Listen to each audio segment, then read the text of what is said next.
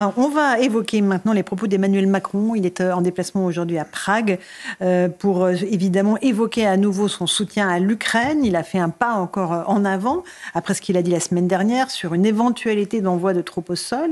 On a en ligne le général Jean-Paul Paloméros. Bonsoir, vous êtes ancien chef d'état-major de l'armée de l'air. On va d'accord écouter, si vous me le permettez, général, ce qu'a dit exactement le président français aujourd'hui, s'il s'agit d'une nouvelle étape qui est franchie. Et puis ensuite, on va en débattre. D'abord, Emmanuel Macron à Prague. Nous devons tous être conscients que cette guerre nous touche. Et on n'a jamais envie de voir les choses telles qu'elles sont. Mais nous devons être lucides, ça fait 2 ans maintenant, que nous répétons à longueur de conférences de presse, la guerre revient sur le sol européen. Cela fait 2 ans, nous avons révélé l'étendue des matériels déjà livrés, les montants déjà livrés. Est-ce notre guerre ou n'est-ce pas notre guerre ? Pouvons-nous nous détourner, considérer que les choses peuvent continuer à se jouer ? Je ne crois pas. Et donc, c'est un sursaut stratégique auquel j'ai appelé et que j'assume pleinement. Il nous faut être lucides sur la réalité de la situation qui se joue en Europe, les risques qui sont à l'œuvre et ce que nous devons assumer. Je suis convaincu que, justement, la clarté assumée de ces propos et ce dont l'Europe avait besoin. Mais allez plutôt demander au président Poutine ce qu'il est prêt à ne pas faire. Qui a lancé la guerre en Ukraine ? Vladimir Poutine. Qui menace ? Nous fassions quoi que nous disions avec l'arme nucléaire ? Le président Poutine. Tournez-vous tous vers lui pour savoir, lui, quelles sont ses limites stratégiques. Mais si chaque jour nous expliquons quelles sont nos limites face à quelqu'un qui n'en a aucune et a lancé cette guerre, je peux déjà vous dire que l'esprit de défaite est là qui rôde, pas chez nous. Voilà pour les propos très graves, empreints de solennité du président Macron. Général Paloméros, le sursaut stratégique qu'assume le président de la République, comment est-ce qu'il faut l'entendre en termes militaires, je veux dire ? Moi, je comprends le fait que le président français essaye de reprendre en quelque sorte la main, une sorte de leadership, pour employer le terme, devant l'incurie, si je puis dire, américaine, devant les difficultés qu'ont les Américains aujourd'hui à se décider sur la poursuite de leur soutien. Sous cet angle-là, on ne peut vraiment pas le blâmer. Il y a effectivement une question qui se pose, c'est de savoir jusqu'où on est prêt à aller pour défendre l'Ukraine, y compris si les Américains ne sont plus là. On pensait que la question se poserait le jour de l'élection éventuelle de M. Trump.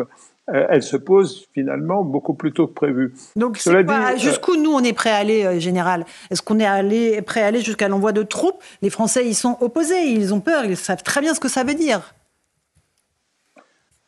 Oui, alors là, il faut laisser au président, chef des armées, la responsabilité de ses paroles, et je ne vais certainement pas essayer de les commenter ou de les traduire. Ce que je sais, c'est que, pour l'instant, dans l'urgence, dans l'immédiat, il y a urgence. Nous avons failli.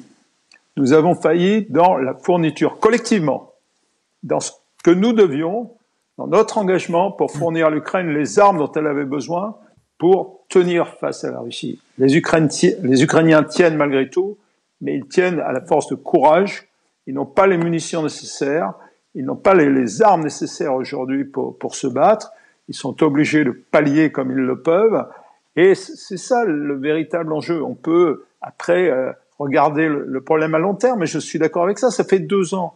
2 ans que des voix, comme la mienne et bien d'autres, clament un peu dans le désert, malgré tout, qu'il faut passer dans un autre mode, on peut appeler ça le mode de guerre si on veut pouvoir soutenir l'effort dans une guerre de haute intensité face à la Russie. C'est pas autre chose. Si les Ukrainiens perdent maintenant cette guerre, la question ne se posera même plus. Donc je comprends les propos très graves du président, mais c'est à l'action qu'il faut passer. C'est à l'action. Oui, on a fourni des équipements, mais regardez, dans le domaine des obus, alors on va peut-être y arriver, au moins temporairement. Mais regardez le domaine du solaire qui est si crucial pour la souveraineté, pour la sécurité des Ukrainiens, pour leur survie, pour leurs armes, pour leurs armées.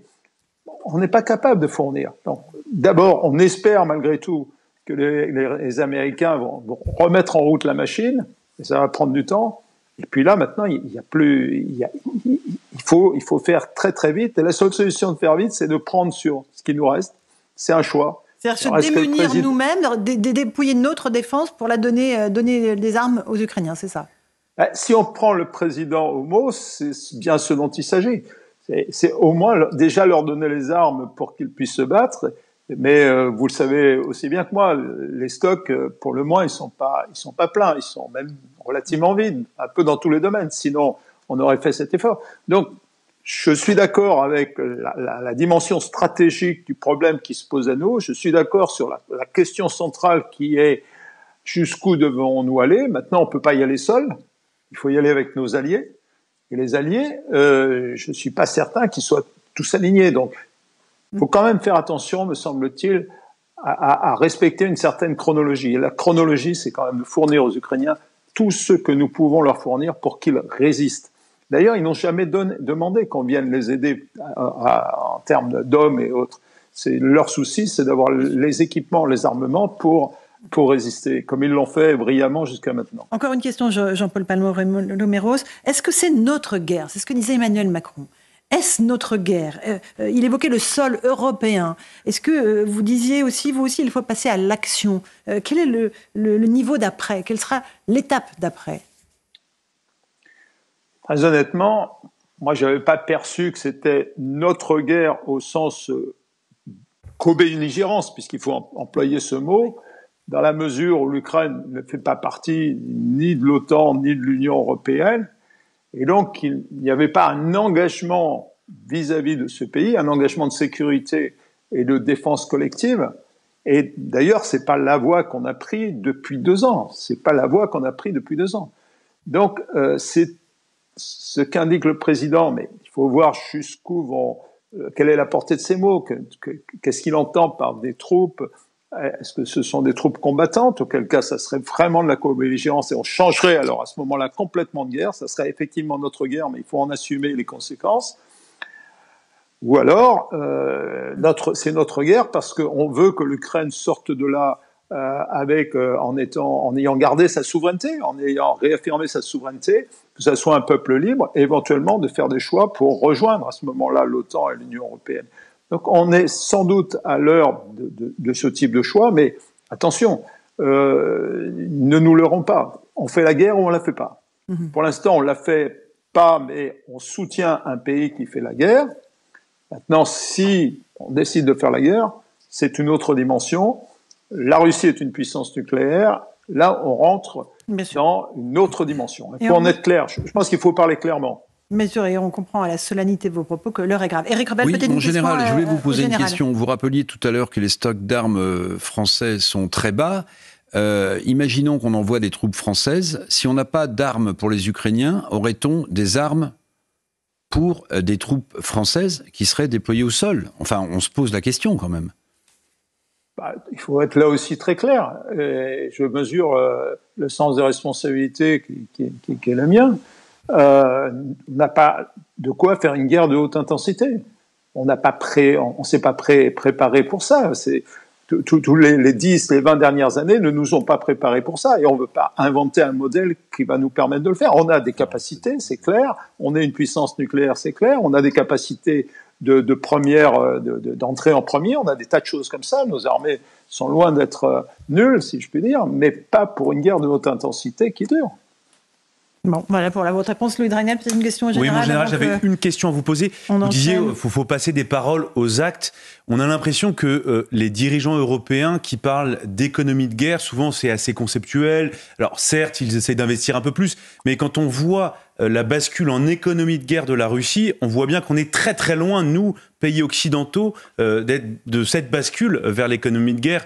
Et quelle est votre analyse par rapport à ça? Oui, je crois que là aussi, il est temps qu'on parle vrai et juste, sans excès, si vous voulez. Oui, l'économie de guerre, c'est autre chose. C'est sans doute, pour ce qu'on en perçoit, ce que vivent les Russes. C'est ce que vivent les Ukrainiens, incontestablement. Nous, on vit pas ça. On vit pas ça, sinon on ne vivrait pas normalement. Il suffit de se rappeler ce qui se passait en 1939 et bien avant. Une économie de guerre, c'est tout le monde est sur le pont pour fournir l'effort de guerre. Par contre, il y a sans doute quand même un juste milieu.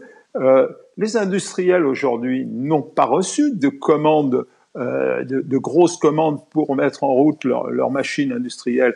Ce qui est pas le cas aux États-Unis. Hein. C'est pour ça que le rôle des États-Unis reste malgré tout clé. Si les États-Unis ne réagissent pas rapidement, je vois pas comment cette guerre pourrait tourner dans le bon sens, si je peux m'exprimer ainsi. On n'aura pas les moyens, nous, Européens, mais ça veut pas dire qu'il faut pas le faire. Mais le faire à notre niveau, il y a des déclarations, maintenant passons aux actes et passons des marchés. Il faut peut-être un emprunt de guerre, il faut peut-être quelque chose de cette nature. S'il n'y a pas l'économie, si vous voulez, si on ne met pas en route une économie qui soit tournée vers la production d'armements, d'équipements de munitions, sans parler même d'économie de guerre, mais au moins avec un très gros effort, on n'y arrivera pas. Merci beaucoup, Général Jean-Paul Paloméros, ancien chef d'état-major de l'armée de l'air, d'avoir partagé avec nous votre analyse à propos de ce qu'a dit Emmanuel Macron. On va rejoindre tout de suite notre envoyé spécial sur place, Florian Tardif. Florian qui nous explique la stratégie que suit notre président. Alors, écoutez. Oui, écoutez, Laurence, Emmanuel Macron persiste et signe. Mes propos étaient clairs, précis et assumés, nous a-t-il réaffirmé aujourd'hui. Propos qu'il a tenus la semaine dernière concernant l'aide militaire à l'Ukraine, expliquant que rien ne devait être exclu, y compris l'envoi de troupes militaires au sol. C'est ce dont l'Europe avait besoin, nous a-t-il dit aujourd'hui, expliquant que face à un Vladimir Poutine qui brandit régulièrement la menace nucléaire, il ne fallait pas se mettre de limites. Il a néanmoins admis que pour l'heure, il n'y avait pas de consensus sur cette question entre les alliés, la France ayant une position isolée, puisque des États-Unis à l'Allemagne, les membres de la coalition se sont tous globalement prononcés contre cette possibilité donc d'envoyer des troupes militaires au sol. On n'a jamais envie de voir les choses telles qu'elles sont, a dit aujourd'hui Emmanuel Macron. Comprenez que le président de la République estime tenir un discours de vérité face à ses alliés, même si celui-ci divise. Florian Tardif, merci beaucoup. C'est très inquiétant ce qu'on vient d'entendre. Les Français ont très très bien compris ce qui se passe. Les 2 tiers d'entre eux sont opposés à l'envoi de troupes au sol en Ukraine. Mais on comprend qu'il y a peut-être une réalité qui va s'imposer à nous, Éric Revel. Écoutez, en tout cas, on a le sentiment, déclaration après déclaration du président de la République, que la situation ne s'améliore pas.